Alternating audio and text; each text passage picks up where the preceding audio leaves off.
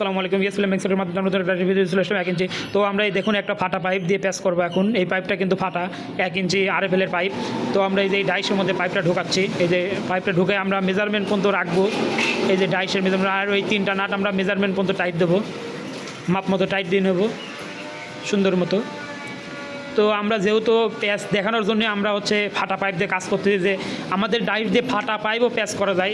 অনেকেই অনেক কমপ্লেন করেন যে প্যাচ ঠিক মতো ওঠে না, ঠিক মতো হয় না, ডাইসের মধ্যে পাইপ যায় না, অমক তমক। আপনারা অনেকেই অনেক রকম কমপ্লেন করেন।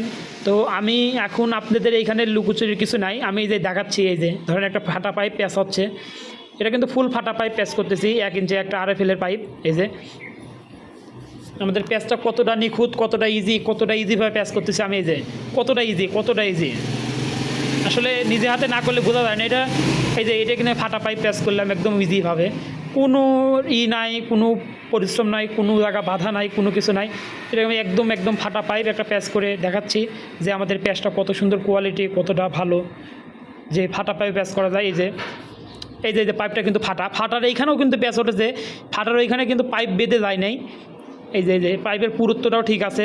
আমরা যতটুকু মন চাবো ততটুকু দাবাইয়ে নিতে পারবো। এই যে প্যাচটা দেখেন কত কোম্পানির, সেম কোম্পানির প্যাচের মতো। কোম্পানির প্যাচে যেমন একটা ধার দাগ হয়, আমাদের প্যাচটাও ধার দাগ। এই যে ডায়মন্ড, এই ডায়মন্ড দিয়ে আমরা প্যাচ করি। ডায়মন্ডটা যেন আমরা চেষ্টা করব সোজা রাখতে, উল্টা রাখলে কিন্তু প্যাচ হবে না।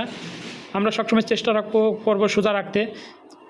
এই যে আমাদের প্যাচের কোয়ালিটিটা আমি আবার দেখাই, ভিতরেও কিন্তু ফাটা, কিন্তু আমাদের প্যাচটা একদম ইজিলি হয়েছে। এই যে খুবই ভালো মানের প্যাচ হয়েছে। আশা করি